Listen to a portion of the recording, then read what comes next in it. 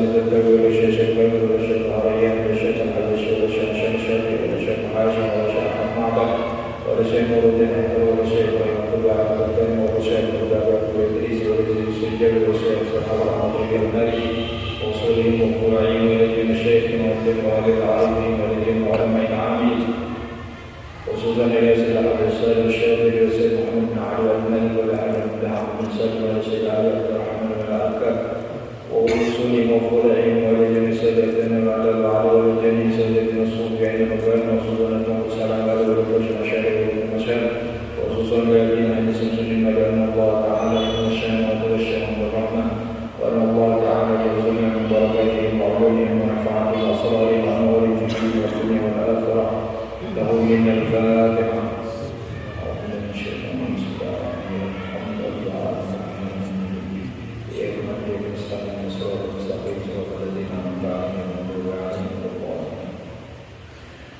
Khususan berkenaan praktek penunggu sampai meninggal dan berikan ampunan Allah Subhanahu wa Ta'ala. Ketika kuburannya menjadi awal min riyadil jannah, ketika syafaat baginda Nabi Muhammad sallallahu alaihi wasallam sama saya. Kita umur benar-benar panjang, umur barakah, umur sehat walafiat, dan mudah-mudahan yang berkesudahan dan lindungan darah Allah Subhanahu wa Ta'ala diberikan kesehatan, keafiatan, panjang umur barakah, umur istiqamah di jalan Allah Subhanahu wa Ta'ala, dikabulkan semua hajat dunia akhirat, lapangan daripada rezeki diberikan menjadi yang saleh dan saleh ala hadhihi wa kulli niyatin salihah wa ala hadratin Nabi Muhammad sallallahu alaihi wasallam.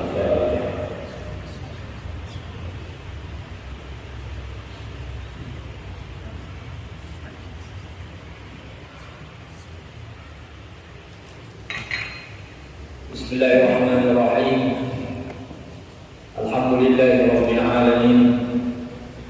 Wassalatu wassalamu ala asyrafil mursalin sayyidina wa maulana Muhammadin wa ala alihi wa ashabihi ajma'in. Subhanaka la ilma lana illa ma 'allamtana innaka antal alimul hakim. Rabbi shrah li sadri wa yassir li amri wa hlul 'uqdatam min lisani yafqahu qawli. وسدد لساني واهدي قلبي بجاه النبي صلى الله عليه وسلم. أما بعد. قال المؤلف رحمه الله تعالى ونفعنا به وبعلومه وبأسراره في الدارين آمين. وقال الإمام العارف بالله أحمد بن حسن العطاس نفعنا الله به: إذا اتسع علم الإنسان اتسعت معرفته، وإذا اتسعت معرفته اتسع مشهده، وإذا اتسع مشهده اتسع شهوده، وإذا اتسع شهوده اتسع مدده. Melanjutkan pengajian yang perlu di dalam kitab Al-Manhajus Sawi pada pasal yang ketiga yang membahas tentang perkataan para salafun saleh, para khalaf, para ulama di dalam menjelaskan tentang keutamaan ilmu dan orang-orang yang menjadi ahli ilmu. Kelanjutannya juga pengarang kitab ini mengutip perkataan daripada seorang alim yang bernama Ahmad bin Hasan Al-Attas, nafa'anallahu bihi wa bi'ulumihi wa bi'asrarihi. Beliau mengatakan, idza tasa'a ilmul insani ittasa'at ma'rifatuhu. Apabila ilmu seseorang ini semakin luas, ittasa'at ma'rifatuhu, maka semakin luas pula pengetahuan. Semakin dengan itu bertambah ilmu, berarti semakin bertambah pengetahuan. Wa idza ittasa'at ma'rifatuhu ittasa'at mashhaduhu. Apabila pengetahuannya bertambah, maka bertambah pula wawasannya. Jadi setiap dengan bertambah ilmu, bertambah pengetahuan. Setiap orang yang bertambah pengetahuan, bertambah wawasan. Okay. Wa idza tasa'a mashhadu ittasa'a syuhudu. Kalau orang bertambah wawasannya, maka bertambah kesaksian. Artinya orang itu semakin dia tambah ilmunya, semakin banyak pengetahuan, semakin dia sulit untuk menyalahkan orang lain, semakin dia sulit untuk mencela orang lain ketika dia tidak sependapat. Itu tandanya orang itu luas pengetahuan. Wa idza tasa'a syuhud ittasa'a madad. Ketika orang itu bertambah kesaksiannya, maka bertambah pula kemuliaan. Artinya orang kalau sudah bertambah ilmunya, kemudian bertambah pengetahuannya, kemudian bertambah wawasannya, bertambah kesaksiannya, artinya dengan ilmunya itu, dia semakin membersihkan dirinya bahwa dia ada daya di hadapan Allah Subhanahu wa Ta'ala, bahwa dia tidak waktunya tambah, kemudian nanti kesadarannya mengenal Allah tambah, ma'rifatullahnya kepada Allah pun tak. Makanya kata Sayyidina Umar, orang itu dalam hal ilmu 3 tahap. Dalam perihal ilmu, bahasa Sayyidina Umar, orang itu 3 tahap. Yang pertama, menurut tahap pertama sombong,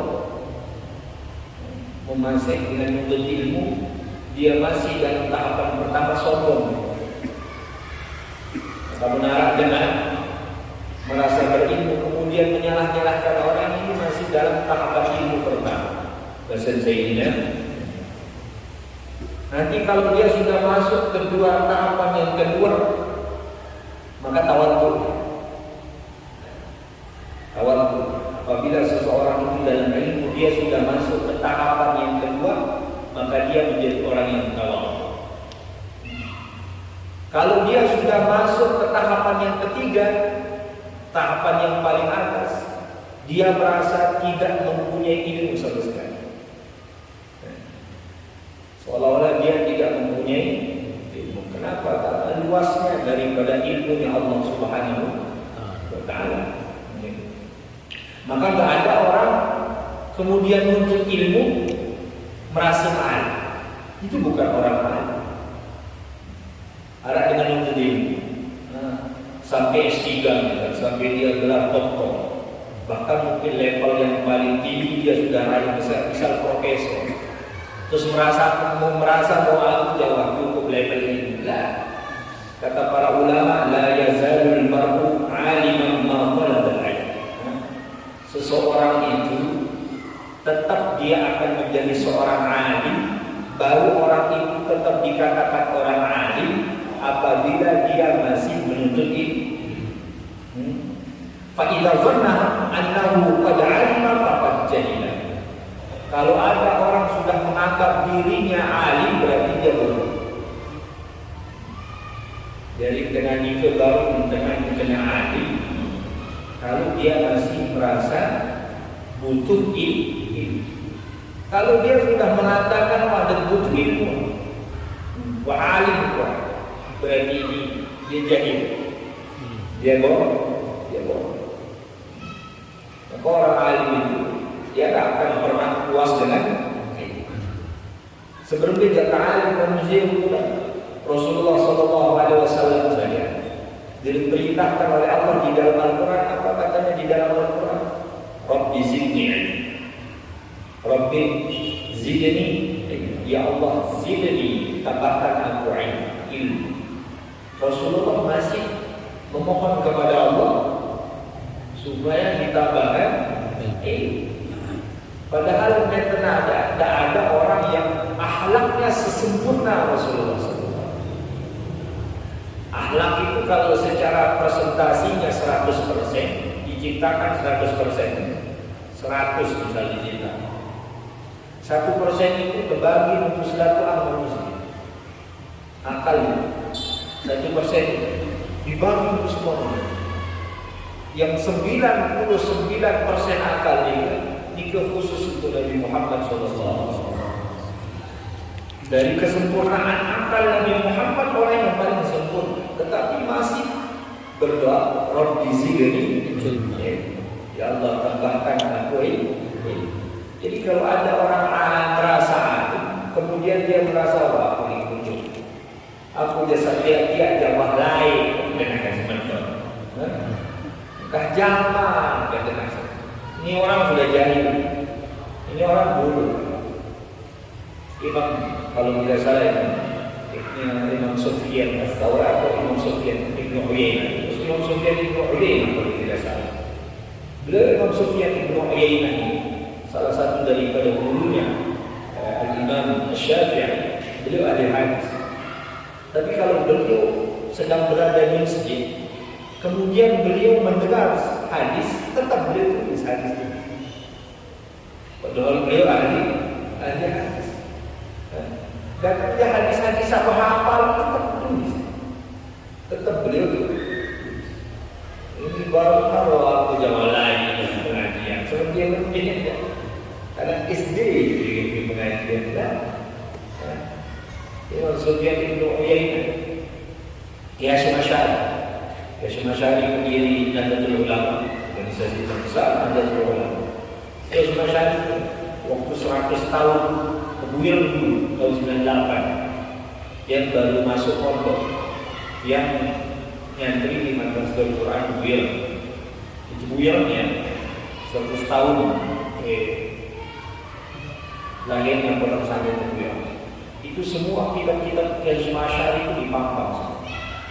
Subhanallah.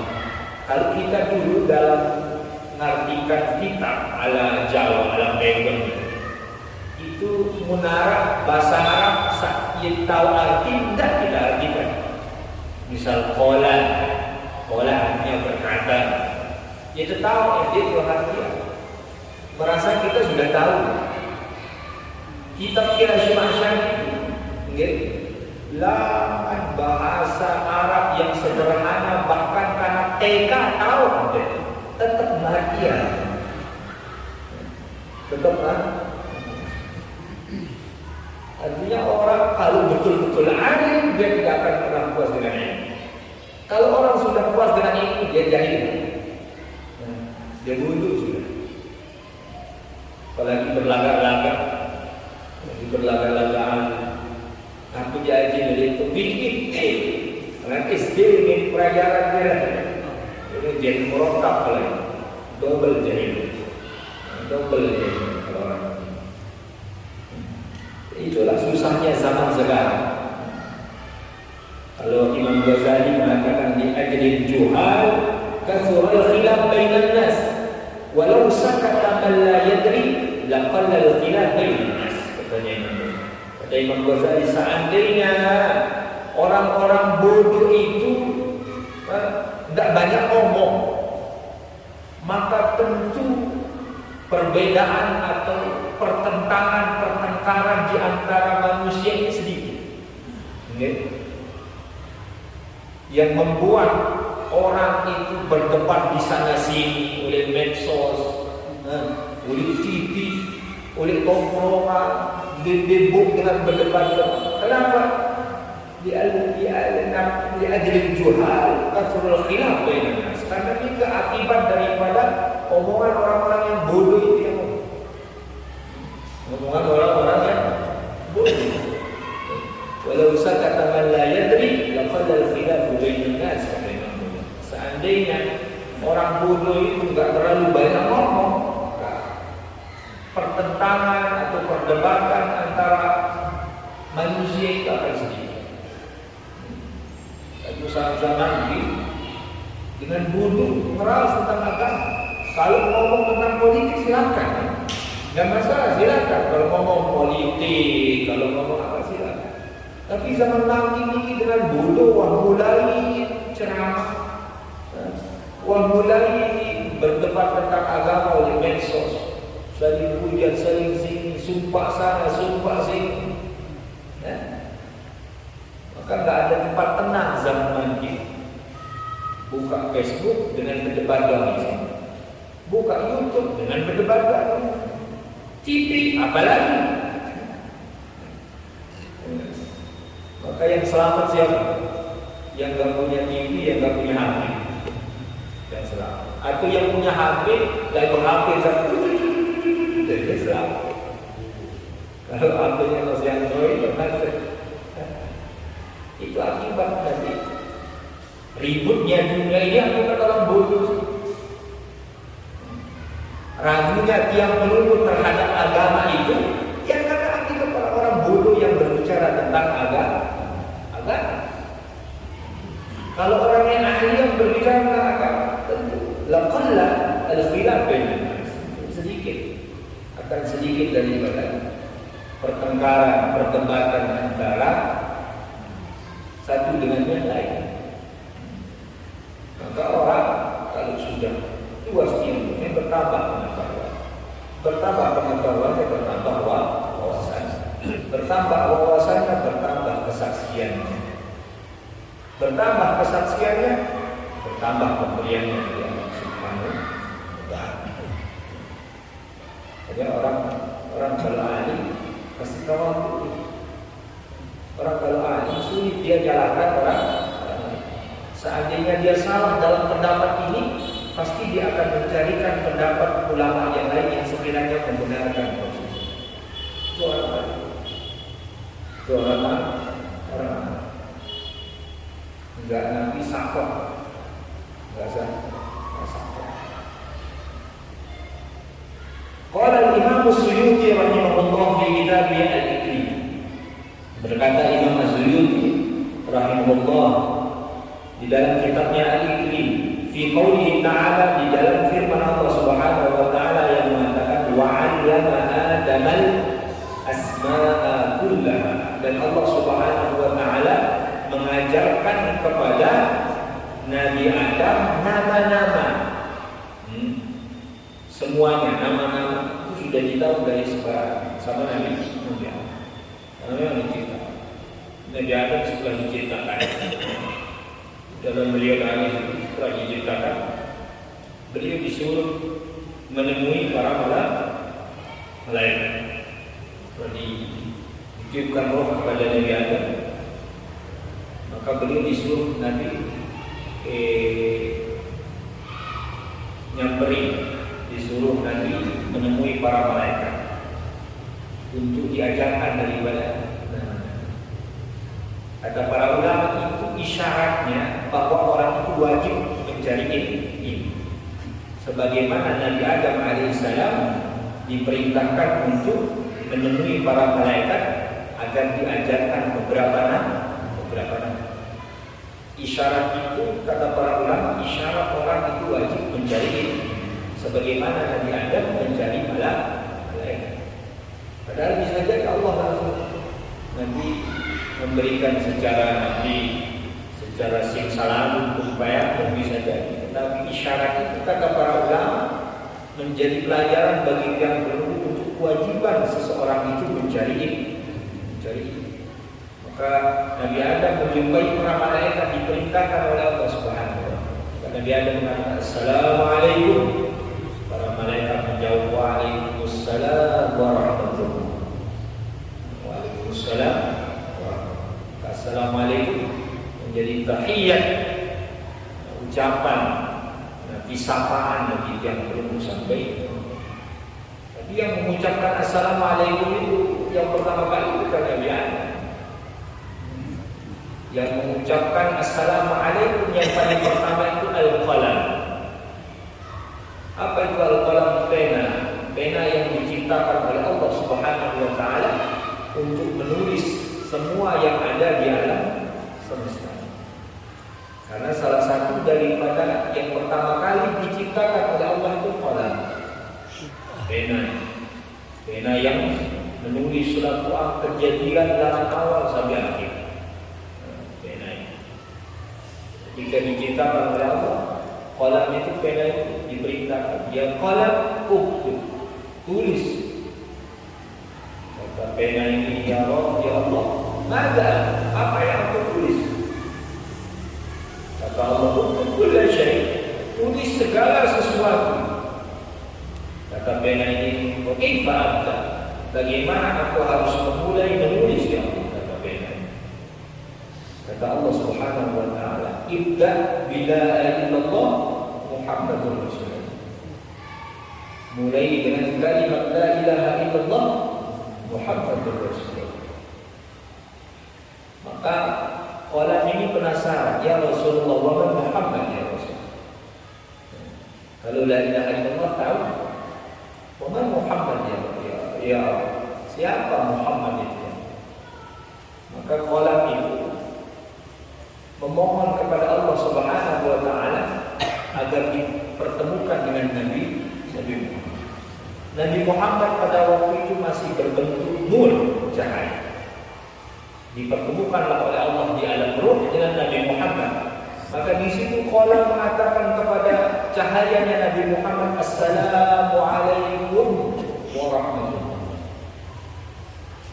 Nabi Muhammad belum mampu menjawab karena masih berbentuk cahaya. Di situ Allah Subhanahu wa taala yang langsung menjawab, "Waalaikumsalam warahmatullahi wabarakatuh ya Allah." Dari hadis ini para ulama mengambil kesimpulan kenapa mengucapkan salam itu sunnah tetapi menjawab salam itu wajib. Kenapa? Karena yang paling pertama mengucapkan salam itu adalah makhluk, yaitu qalam. Dan yang pertama kali menjawab salam itu adalah Al-Khaliq, Allah Subhanahu wa taala. Maka mengucapkan salam sunnah dan menjawab salam wajib. Karena jawaban yang pertama itu datangnya dari yang pertama kali mengucapkan salam dijawab oleh Allah Subhanahu wa taala. Begitupun Nabi Adam alaihissalam ketika bertemu dengan para malaikat mengucapkan Assalamualaikum, dijawab oleh malaikat, "Waalaikumsalam warahmatullahi." Nabi Adam di dalam riwayat itu diciptakan dengan panjangnya 60 zira'an, 60 zira'. Kalau 60 zira' itu sekitar 30 meter. Jadi panjangnya Nabi Adam itu sekitar 30 meter. Dan semua penduduk surga besok panjangnya seperti Nabi Adam. Semua yang masuk surga dalam keadaan panjangnya 60 zira'. Jadi saat nanti kulit mampir jangan berbusa. Karena mau ditambah surga tak ada kebaikan.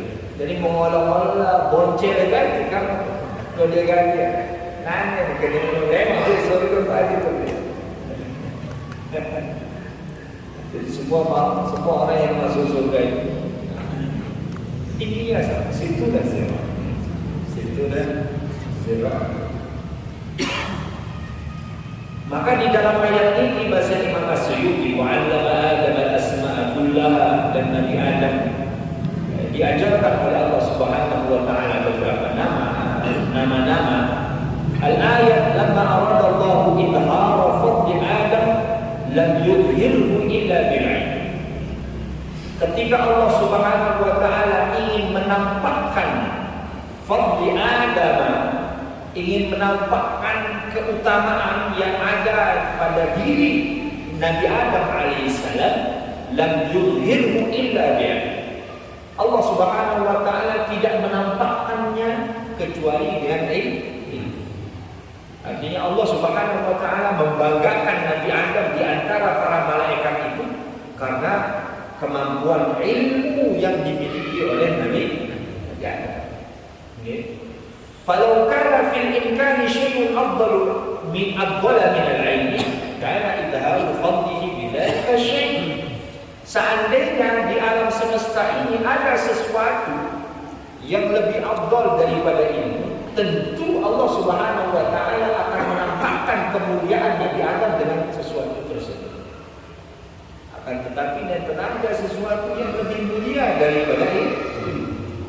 Maka itu Allah menampakkan Nabi Adam keutamaannya dengan ilmu. Wa kadzalika amara al-malaika bisujudi lahu li ajli fadilatihi. Begitu juga Nabi, kenapa Allah Subhanahu wa taala memerintahkan malaikat, "Qala rabbuka lil malaikati isjudu li Adam illa iblis." Kenapa Allah Subhanahu wa taala amara al-malaikata bisujudi lahu? Kenapa Allah Subhanahu wa taala memerintahkan malaikat untuk bersujud kepada Nabi Adam? Di ajli fadilatillah. Karena sebab keutamaan ilmu yang ada pada diri Nabi Adam. Jadi sempurna kebetulan lain berbeda dan Nabi Adam tidak balik wa allama Adam al-asma. Wa tajawab wa ta'awun dia si Nabi Adam. Secanggih-canggih ilmu yang ada pada tiap peluru ini, Nabi Adam sudah lebih tahu banyak daripada hal sehara oleh dunia. Jadi kadang-kadang orang mikirnya berbeda dari Nabi Adam, ilmunya langsung dari Allah. Wa 'allama Adam al-asma. Maka tidak ada sesuatu yang lebih mulia daripada itu. Nabi Adam ditambahkan kemuliaannya oleh Allah karena ini. Malaikat disujud, diperintahkan sujud kepada Nabi Adam karena ini Rasulullah SAW itu diutus dengan ini. Dalam hadisnya Rasulullah mengatakan, Innama bu'ithu mu'allima. Sesungguhnya aku diutus sebagai pengajar ilmu, sebagai guru. Rasulullah itu sebagai guru. Dan sebaik-baik guru itu adalah Rasulullah sallallahu alaihi wasallam. Waqalat at-Tibi afadat hadhihi al-ayat anna 'ilma al-lughati fawqa at-tahalli bil 'ibadah fa kayfa 'ilmu syariah. Dan kata Nabi namanya at-Tibi, seorang ulama bernama at-Tibi, Muhammad Syarafuddin Al-Husain bin Muhammad At-Tibi mengatakan, apa dan hadil ayat? Faedah daripada ayat ini bahasa anna ilman lughah wa ta'allim bil ibadah. Dari ayat ini juga bisa diambil faedahnya bahwa ternyata ilmu bahasa juga mempunyai kedudukan yang tinggi, menghiasi daripada ibadah. Ilmu bahasa itu juga penting. Ilmu bahasa itu penting. Saking pentingnya ilmu bahasa, siapa yang berkuasa di dunia ini berarti bahasa dia yang dipakai.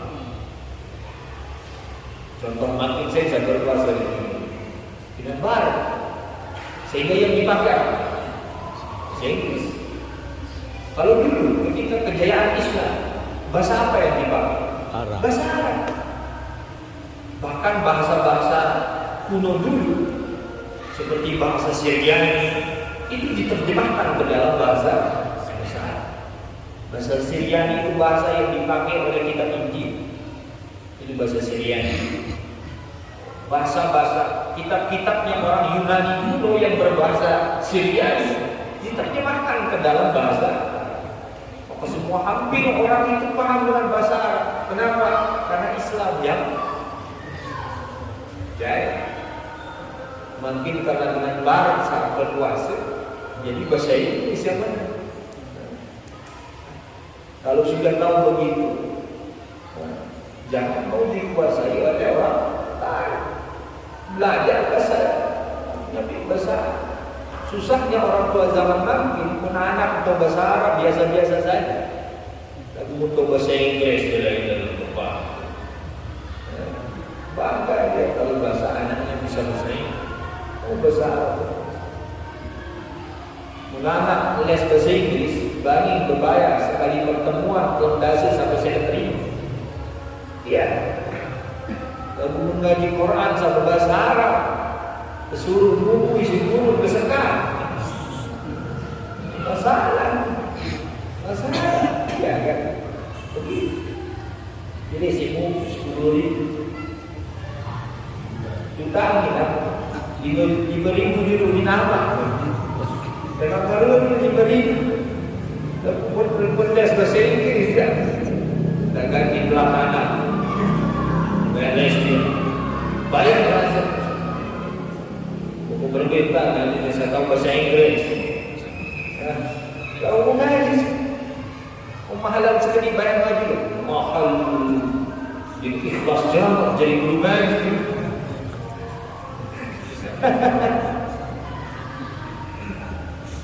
Pahala dengan bayar ngaji, dia bilang gak ikhlas.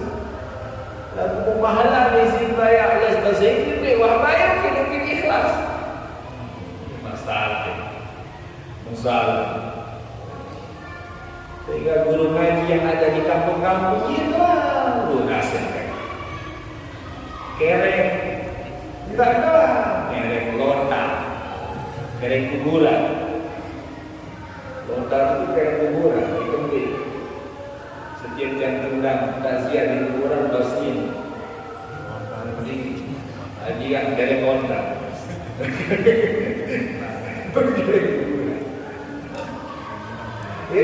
Ada kasihan. Waktu dia sakit, padahal hampir sedesa ini dia belum naik. Waktu dia sakit, susah si bro.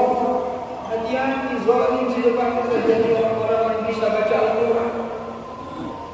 Ya banyak yang hal nasibnya seperti guru-guru ngaji di kampung, bahkan kadang-kadang sulit makan, berat, susah hidup, sakit susah. Sedangkan orang-orang di sana tak bisa ngaji dari beliau. Luar biasa. Beliau dosen. Ya. Sila, kebang.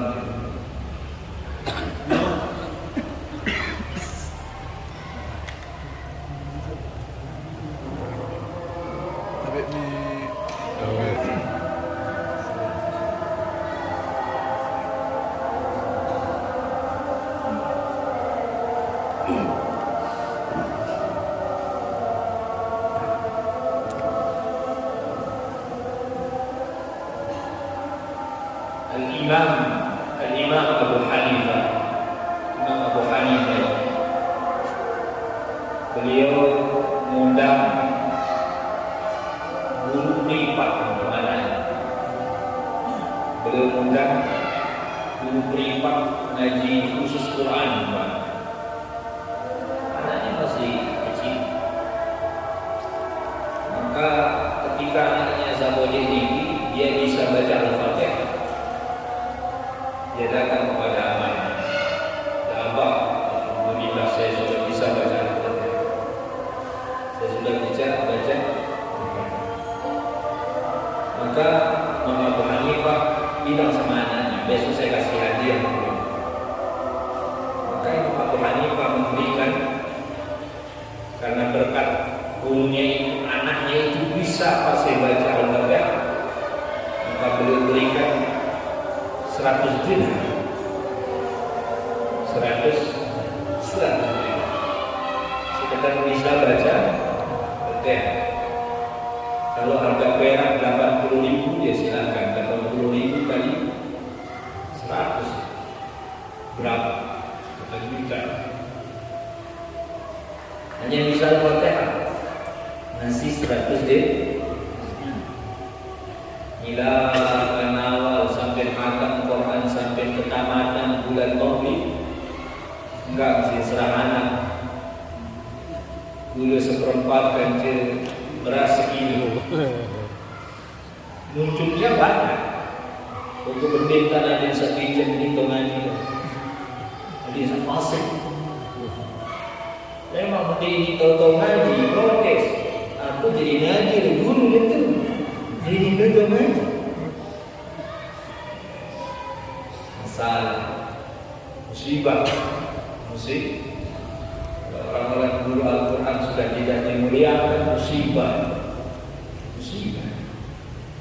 Kalau orang-orang tua lebih berani membayar les privat pelajaran yang sifatnya duniawi daripada les privat untuk Al-Quran, ini musibah katanya. Itu realita keadaan umat. Faidah Dzakar al-Allamah Ibnu Al-Qayyim fi Zadil Ma'ad, sebutkan oleh Ibnu Al-Qayyim di dalam kitab Zadil Ma'ad, beliau mengatakan al-ilma min asbab syarh sadr. Beliau mengatakan Ibnu Al-Qayyim, sesungguhnya ilmu itu sebab yang membuat orang itu tenang hati. Jadi ilmu itu sebab orang itu tenang hati. Tidak oleh ilmu agama sih, oleh ilmu dunia doang. Berdua di ijazah, berdua di ijazah SG. Sini dilepas di Sumatera, sini dilepas Kalimantan, sini. Yang penting jangan sini dilepas di Belantara bukan.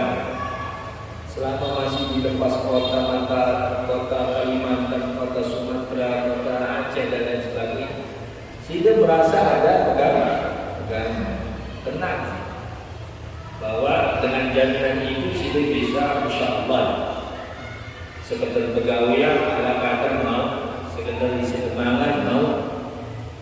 Itu dalam perkara. Lalu bagaimana dengan perkara agama? Ilmu agama. Maka tidak ada sesuatu hal yang bisa membuat seseorang itu tenang hati kecuali dengan ilmu agama. Tidak ada orang bisa menyelesaikan perihal dunianya itu dengan dunia. Masalah dunia tidak bisa diselesaikan dengan perkara dunia. Masalah dunia harus diselesaikan dengan perkara ilmu akhirat, ilmu syariat. Berbekul ukuran dengan bau sin selesaian oleh dunia dengan perkara dunia tidak mungkin akan menyisakan ketenangan. Saat ini urusan kepek yang baru isinya saurutan, ukuran bila-bila tetap merasa susah pembeli karena merasa diperkurang kepek. Maka tidak bisa masalah dunia ini kemudian diselesaikan dengan selesai, tetapi untuk membuat hati tenang itu. Maka kata Imam Ibnul Qayyim beliau mengatakan bahwa sebab daripada orang itu tenang hatinya adalah dengan sebab ini. Fa innahu yash'u sadra wa yuwassi'uhu wa yakunu awsa'a min ad-dunya. Maka dengan ilmu itulah yang akan membuat hatinya menjadi tenang, hatinya menjadi tenteram, lapang, wa yakunu awsa'a min ad-dunya. Bahkan lebih lapang dengan dunia. Lebih lapang dengan dunia. Wal jahlu yudhifu ad-dhiq wal hasra wal hadas. Dan kejahilan akan membuat orang itu hidupnya menjadi sempit, hatinya sempit, hatinya terbatas, hatinya terpenjara, hatinya terpenjara. Orang bodoh terhadap agama berbekul kesugih. Lihat ketika dia diuji, susah berdiri dengan jelas. Buktikan, ada orang tak paham agama, tapi dia tak kaya. Lihat dia ketika diuji oleh Allah Subhanahu. Padahal itu sendiri sekali, marah tidak terbohong sama sekali. Padahal terpetikkan tombol, la ilaha illallah, barangkali pemain bulu tinggi, bulu ganda, mereka melanggar kejar. Kenapa? Hatinya menjadi sempit. Hatinya menjadi terpenjara. Orang kalau dia, kenapa? Karena dia tidak mengetahui kemana dia harus betul-betul kembalikan semua masalah. Ke siapa dia harus bermunajat, meminta tolong, yang mana pertolongannya tiada terbatas. Dia meminta tolong sama manusia, mikir, mungkin ada yang pulang dari batu ke sapi. Ya, pasti menara masalah, pasti ada yang pulang. Seandainya bertolong, pasti kemampuan yang terbatas.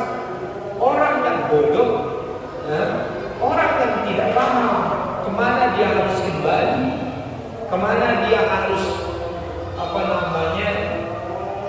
mengembalikan segala hal-hal yang bersangkut dari hidupnya, maka dia akan menjadi orang yang terpenjara, hatinya sempit.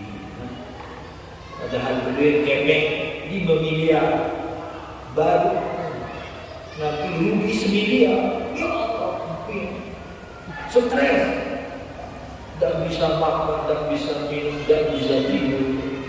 Padahal berduit masih hebat.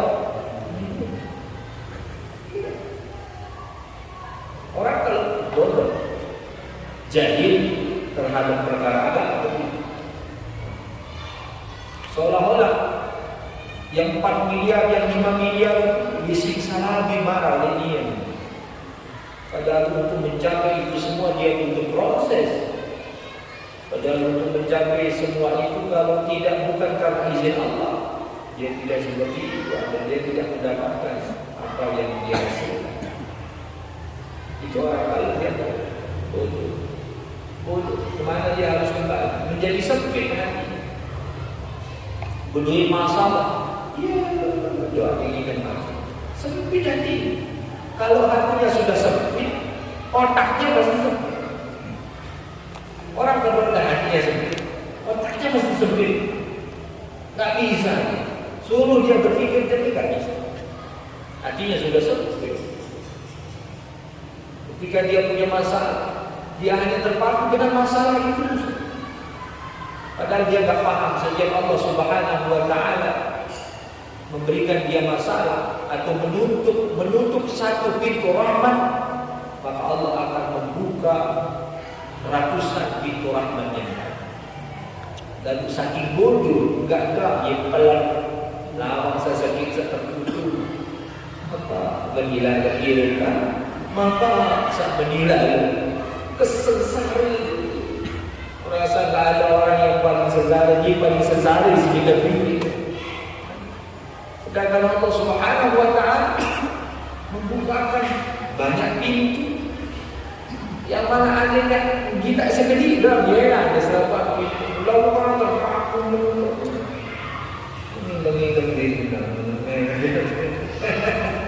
ya begitu, kebanyakan orang begitu. Itu tandanya kita itu jahil, kita itu bodoh, kita itu gak paham kemana kita harus maju, kemana kita harus mengembalikan segala sesuatu yang ada dalam problem ini. Ketika dia punya uang, seolah-olah uang itu hasil usahanya sendiri. Dia tidak pernah mengingat bahwa itu adalah pemberian daripada Allah Subhanahu wa Ta'ala. Ketika dia punya rumah, ketika dia punya mobil, bangga, inilah hasil kerja keras saya. Bangga dengan balik saya, tertekan, susah. Dia minta bonus kerja keras itu. Dia tak pernah mikir bahwa semua nikmat dari yang kecil sampai yang besar, dari setiap daripada hembusan napasnya adalah bersumber dari Allah Subhanahu wa Ta'ala. Orang seperti itu boleh jahil, orang tak paham.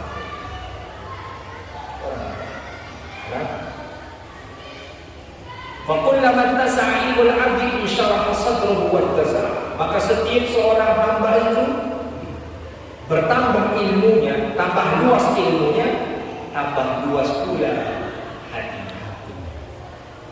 Dengan semakin terang ngaji, semakin terang dengan firman Allah, semakin terang dengan sabda Rasulullah, semakin terang dengan nasihat para ulama, maka hatinya itu akan semakin lapar. Hati kita semakin lapar, hatinya semakin tenang. Kalau ada orang ngaji, masih nyepeng-nyepeng doang, ini masalah. Sedangkan ilmu yang dia dengarkan itu seharusnya fungsinya membuat hatinya semakin lapang, pikirannya semakin jernih, hatinya semakin tenang. Itu hasil ilmu. Itu hasil ilmu. Maka orang kalau ngaji kok tambah nyepeng, kok tambah sepet, kok tambah nabi ngintep, ini masalah. Ada yang konseling, mungkin waktu ngaji ruang khusyuk dan betul-betul lain pikiran, pikiran lu dagangan, pikiran lu nikah kena, pikiran apa, ya, kelak siapa? Ini kanak coba, kembali ke terbukti, betul bunyi dong. Aduh, si bayang lagi, kembali ke bukti, kesetakak ngajian, ya. Oh, seharusnya orang semakin dia lagi, semakin bercahaya, semakin riang dia, semakin mulai baca doa, mulai dia nyambung doa, dia ngaji 2 senti ke samping, karena 2 senti ke samping, senyum, ketemu orang senyum, tandanya orang apa? Gak apa ini kan susah senyum gak sih? Orang senyum itu lambangnya orang senang, lambangnya orang tenang hatinya, lapang dadanya. Maka sehari tenang ngaji, dia harus menampakkan senang. Bisa jadi semangat, sering ngaji, sering lebar senyumkan sama istrinya. Udah ngaji, doa Allah, udah ngaji, semprak deh senyumnya. Bukan ilmu membentuk pribadinya, kalau berarti ilmunya nggak bisa membentuk pribadi. Semakin dia ngaji, semakin dia kasih sayang sama anak. Kalau semakin ngaji, tidak mana, Meo boleh balik aku, tidak mana, Meo boleh balik, tak saking serem. Datang aku di tanda busukan dada melebihi Kopassus begitu orang yang berilmu, semakin dia ngaji, semakin dia senang mendengar nasihat dari Al-Quran dari hadis, semakin lapang dia punya dada, semakin tenang hatinya, semakin jernih pikiran. Ada masalah dalam pekerjaannya, semakin jernih, semakin dia mengetahui celah-celah untuk mencari rezeki. Semakin dia tenang datang perginya rezeki, dia hal biasa. Kenapa? Bagaimanapun dia pergi, yang namanya rezeki saat ini, besok pasti dia akan kembali. Kenapa? Karena dia pernah mendengar wa ma min dabbatin fil ardi illa 'ala Allahi rizquha. Dan tidak ada hewan jelata di atas dunia ini melainkan dia dalam keadaan diberi rezeki. Tenang dia. Senilai Allah kesekak ke dengan memangan kakak tenang. Yang penting betik saran rezeki. Nanti dia datang, dia datang. Nanti datang 10.000, dia datang satu saja. Keyakinanmu terhadap Allah seperti itu membuka pintu rezeki seluas-luasnya. Kenapa? Husnuzan kepada Allah adalah ibadah yang paling baik yang dapat. Itu fungsinya ilmu, jemaah. Itu fungsinya. Jangan sampai saya ngaji saya susah isi dunia. Meskilah ini masalah. Itu fungsinya. Itu fungsinya daripada ini. Membuat hati tenang, hati lapang, pikiran jernih. Husnuzan kepada Allah semakin bertambah, rahmat Allah semakin luas. Husnuzan kepada Allah semakin bertambah, yarzuqu min haitsu la yahtasib, itu semakin banyak. Rezeki dari jalan yang tidak disangka-sangka itu semakin banyak.